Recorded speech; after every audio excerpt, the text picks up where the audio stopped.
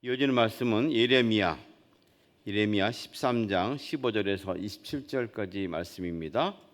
13장 15에서 27절까지 말씀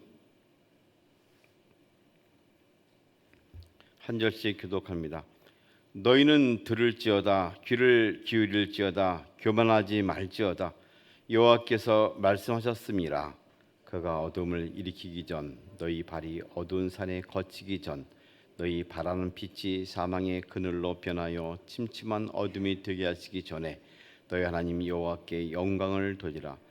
너희가 이를 듣지 아니하면 나의 심령이 너희 교만으로 말미암아 은밀한 곳에서 울 것이며 여호와의 양떼가 사로잡힘으로 말미암아 눈물을 흘려 통곡하리라.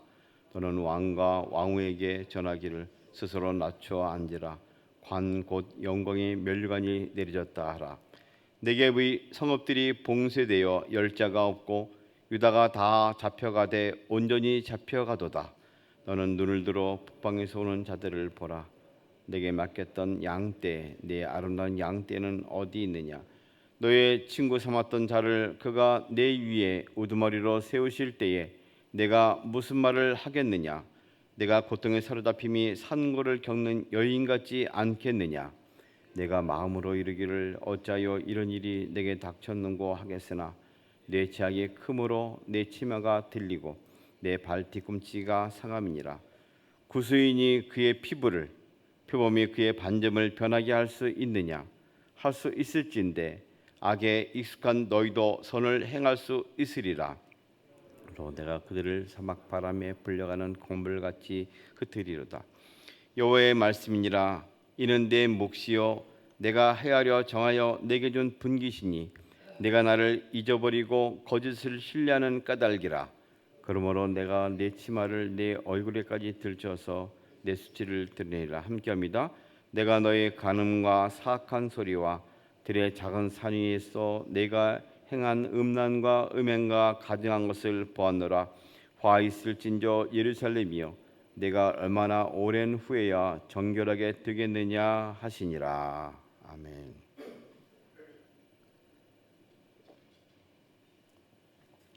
요즘 폭염이 계속되고 있습니다. 유례없는 세계적인 이상 기온이라고 말하고 있습니다. 하루에 몇 차례 폭염 경보가 문자로 전해집니다. 폭염이나 또 기상 이변 이런 것을 우리는 막을 수 없습니다. 그나마 안내 문자가 발송되어 있어서 우리는 예방할 수도 있고 대피할 수가 있게 됩니다. 심지어 재난에 대비해서 비상식량이나 약품을 구비해 두라는 그런 안내가 나오는데 그냥 흘러버릴 게 아니구나 하는 생각을 갖게까지 됩니다. 사전 경고하는 것은 피할 수 있는 시간을 버리게 하죠. 시간을 벌게 하죠. 그래서 우리로 하여금 대비할 수 있게 만듭니다. 선생이라 하는 것은 먼저 났다, 먼저 태어났다, 먼저 살았다라는 것을 의미하죠.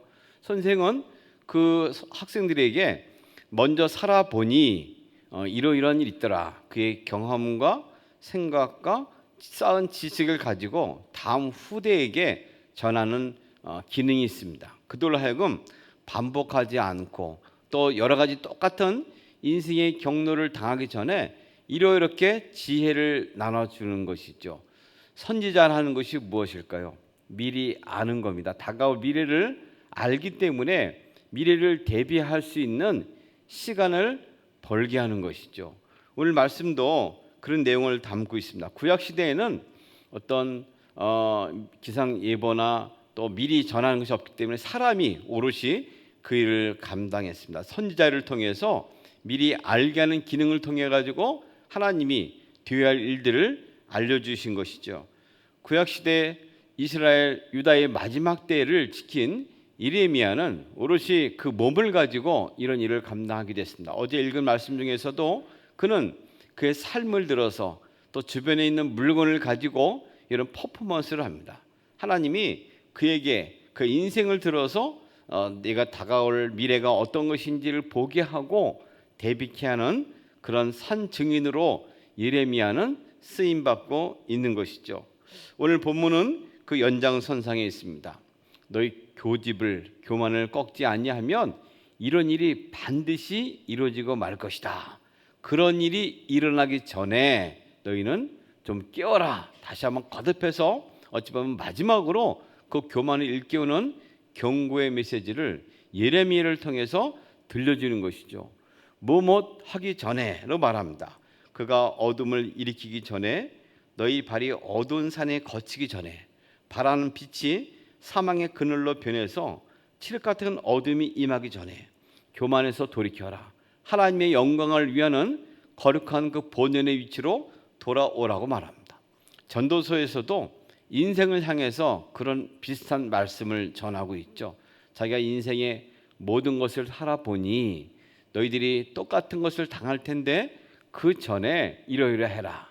너희 이가 망해서 이렇게 씹는 것이 재미가 없을 때, 너희 눈이 침침하기 전에, 너희 온몸에 사지 육신이 힘을 잃어가지고 아무것도 할 것이 없고 낙이 없다. 그때가 되기 전에 하나님을 찾아라. 여호와를 찾아서 경외하라 하는 것이 전도서의 말씀입니다. 거의 비슷한 내용으로 담고 있는 동일 메시지라 볼 수 있습니다. 그리고 오늘 우리 시대에 있어서도 이런 선지자의 예언들, 그들의 외침이 그대로 적용되는 것을 우리는 깨달아야 됩니다. 시대는 변하고 또 환경은 변했지만 사람은 변하지 않습니다. 그 마음들, 씀씀이들, 행할 모습들은 어찌 그리 똑같이 반복되고 유전되는지 알 수가 없습니다. 때문에 이런 모든 경고들, 전도자의 경고라든지 또는 선지자의 경고는 우리 모든 시대를 막론하고 똑같이 적용되는 그런 메시지이기 때문에 우리는 이 말씀을 듣고 정신을 바짝 차려야 합니다. 이 말씀대로 교만을 꺾어야 합니다. 행여나 교만한 생각과 길을 가고 있다면 즉시 돌이키는 결단이 있어야 합니다. 그때 주어지는 하나님의 은혜를 경험해야 됩니다. 그런 시간들이 되기를 소망합니다. 이제 예레미야가 전하는 하나님 경고 메시지는 단순히 어떤 한 사람이나 부류를 넘어서 왕과 왕후 그 일가에게 닥칠 것을 의미합니다. 이것은 뭘 말하고 있을까요? 나라가 망한다는 것이죠. 여러분, 그냥 한 가정이 경제가 어렵고 사회가 어수선하고 좀 더 나가서 내란이 있고 이런 것까지는 그래도 그 내사기 때문에 괜찮습니다. 그러나 위침을 당해가지고 국권을 상실하고 또 포로로 잡혀가고 살상을 당하고 모든 것이 불태워지고 멸망이 된다면 상황이 좀 달라지는 것이죠. 근거가 사라지는 겁니다. 그들이 그토록 믿었던 성전이 무너지게 된다면 어디 가서 호소할 데도 없고 믿고 울고 불고 할 때가 없어지는 근원이 사라지는 것이죠. 이 왕과 왕비에게 이런 일이 닥칠 것이라는 것을 말합니다. 그들이 이제 진정 완전히 유대 역사가 이 지구상에서 끝나기 때문에 조심하라고 거듭 경고합니다. 열왕기 하, 그러니까 많은 왕들의 이야기를 쭉 담은 게 열왕들의 이야기를 담은 상하가 아니겠습니까? 그 맨 마지막 보면 실제로 여호야긴 시대에 그런 일이 일어났습니다. 이 바벨론의 느부갓네살 왕이 쳐들어와 가지고 그들로 하여금 모든 것을 불태우고 사로잡고 끌고 갑니다. 왕과 왕후를 끌고 가게 되고 똑똑한 사람들, 쓸만한 사람들, 장인들, 능숙한 사람들을 다 끌고 갑니다. 거기 남겨둔 것은 가장 가난하고 그들이 볼 때 별 효용 가치가 없는 사람들만 남겨둡니다. 모든 것을 불태웁니다. 그리고 시드기야 왕이 그 마지막 세운 시드기야 왕이 바벨론을 대항했을 때 다시 쳐들어와 가지고는 그들을 감싼 다음에 완전히 멸망시키죠. 시드기야 왕 눈앞에서 그 아들들을 몰살시킵니다. 그리고 왕의 눈을 뽑아버립니다. 뽑고는 그를 질질 끌어가지고 바벨론까지 끌가는 모습을 보이고 있습니다. 완전히 망하게 되는 그런 무서운 진노를 바라고 있습니다. 예레미야는 이를 통해서 눈물을 흘리며 호소하고 그들로 하여금 제발 돌아오라고, 이런 일이 있기 전에 당하기 전에 돌아오라고 눈물로 호소하고 있는 것이죠. 이것은 바로 하나님의 마음이기도 합니다. 자기 백성들이 끌려가는 것을 바라보는 아버지의 마음이기도 하고 모든 것을 상실한 패배한 왕의 모습이기도 합니다. 이거를 가지고 돌이키라고 계속해서 예레미야의 심정, 그 음성을 통해서 전달하는 하나님의 마음을 우리는 볼 수가 있습니다. 하나님을 존경하고 하나님께 영광을 돌려야 할 그 자리로 돌이키라고 거듭 경고합니다. 더 큰 문제가 무엇일까요? 유대 민족 가운데 그들은 대대로 행해온 이런 습속, 이런 행함, 죄악들이 그들의 삶에 깊이 뿌리 박혀 있다는 겁니다. 심지어 이 구스인들, 또 에도피아 혹은 흑인들이 그 피부를 희게 할 수 있겠느냐? 표범이 그 털에 모피에 박혀 있는 검은 점들을 희게 할 수 있겠느냐? 할 수가 없죠. 그처럼 너희들은 아무리 해도 소용없다고 말하는 절망적인 진단을 하기까지 이르게 됩니다. 만일 그리 된다면 이들의 뿌리 깊이 박혀 있고 뼛속까지 피속까지 스며든 이 죄악에 대해서 어떻게 돌이킬 수가 있을까요? 그들은 대대로 이런 것이 흘러왔습니다. 실제로 여호와께 예배드릴 그 처소 가운데서 바알과 아세라의 상을 세우고 그들이 하나님께 예배한답시고 이상한 행위를 했습니다. 그들은 심지어 하나님께 바친다면 자기 아들들을 데려다가 산채로 그걸 잡아가지고 그 하나님께 바친다는 그릇된 혹은 우상을 숭배하는 것이 팽배했습니다. 전국이 다 그랬고 남녀노소 할 거 없이 모두가 이 죄악에 물들어 있다는 것이죠. 이것을 빼낼 길이 없다고 절망적인 선언을 하고 있는 것입니다. 이 대목을 볼 때 우리나라와 우리 민족의 현실을 약간 생각해 보지 않을 수가 없었습니다. 이 북한에는 지금도 김일성 또 김정은 동상이 전국적으로 5만 개 이상이 있다 합니다. 일정한 시간이 되면 절하게 되고 전력난이 있는 가운데서도 하루 종일 그곳에 불이 비치고 그것을 딸고 닦고 쓸고 하지 않냐면 처벌받는 그런 지경이 이르게 됐습니다. 이 남한의 우리 나라 가운데 곳곳에 스며들어 있는 물질 만능주의가 교회까지 스며들게 되었고 우리 그리스도인에 있어서도 물질이 있어야지 노년이 평안하고 모든 것이 해결한다는 물질 만능주의가 가득 차 있습니다. 뼛속까지 피속까지 물들어 있습니다. 어떻게 하면 이곳에서 벗어날 수 있을까요? 우리 가운데 있는 죄악을 어떻게 씻을 수 있겠습니까? 다윗은 그가 처절하게 죄를 지은 가운데 회개하면서 이런 기도를 했습니다. 우슬초로 나를 정결케 하소서. 내가 깨끗하게 될 것입니다. 나를 씻어 주십시오. 내가 눈보다 더 희게 될 것입니다. 이 우슬초라는 그런 풀을 가지고 전에 어떤 일을 했습니까? 피를 발라가지고 이 출애굽할 때 문설주에다가 임방에다 발랐습니다. 그 피로 더 씌운 것이죠. 그러자 죽음의 사자가 와서 그것을 건너뛰었습니다. 넘어갔습니다. 유월했습니다. 그래서 그들은 그 절기를 지키면서 이 피로 말미암아 모든 것이 덮어졌다라는 것을 경험했습니다. 다윗은 그것으로서 자기의 살인죄와 또 간음죄와 모든 추악한 죄들이 씻어지기를 간절히 바란 것이죠. 이런 것들은 그림자입니다.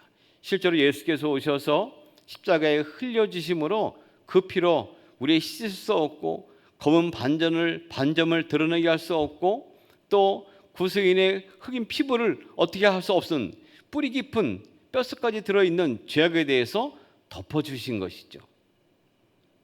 에베소서 1장 7절에 이렇게 말씀합니다. 우리는 그리스도 안에서 그의 은혜의 풍성함을 따라 그의 피로 말미암아 구속 곧 죄사함을 받았니라. 해결점이 있다면 예수 그리스도의 흘리신 보혈로만이 우리는 정결케 할 수가 있습니다. 우리 노력과 행함과 어떤 회개도 이를 이룰 수가 없습니다. 우리가 참 다행이고 감사한 것은 예수 그리스도의 흘리신 보혈 그 피로 정결케 되고 희게 씻어질 수 있는 은혜의 자리가 있다는 사실입니다. 이 은혜를 힘입고 우리의 교만을 꺾기를 원합니다. 우리의 죄악의 자리에서 우리 민족이 씻을 수 없는 하나님께 짓고 있는 이 계속된 죄악 가운데서 회개하고 나서기를 간구하는 그런 시간 되기를 원합니다. 하나님이 원하시는 것은 멸망이 아닙니다. 우리를 하여금 평안이고 회복입니다. 그런 은혜를 상기하면서 다시 한번 우리 민족의 죄를 끌어안고 기도하고 우리 모든 자녀들과 또 그들의 삶 가운데 주님의 영광이 드러나는 그런 본래 위치로 돌아가기 위해서 간구하는 복된 시간, 주님과 함께하는 시간이 되기를 주님의 이름으로 소망합니다. 걸어가신 주님, 예레미야를 통해서 하나님의 참 애절하고 아픈 심정을 봅니다. 우리 민족과 나를 향해서 하나님께서 울고 계신 울음소리를 듣습니다. 걸어가신 주님, 이 아침에 모여서 이런 것을 부여잡고 기도할 건데 하나님 은혜를 베푸셔서 주님 마음을 깨달아 알게 하시고 돌이키지 아니하는 이 나라 민족의 죄를 품고 기도할 때 은혜와 자비를 십자가의 보혈로 허락하여 주시옵소서. 새 힘을 얻어 돌이키고 주님께 나가는 복된 시간 되기를 원하오니 아버지를 대면하여 알게 하시고 주님과 함께 동행하는 복된 시간 되게 하시고 그러한 하루가 이어지게 하여 주옵소서. 예수님의 이름으로 기도합니다. 아멘.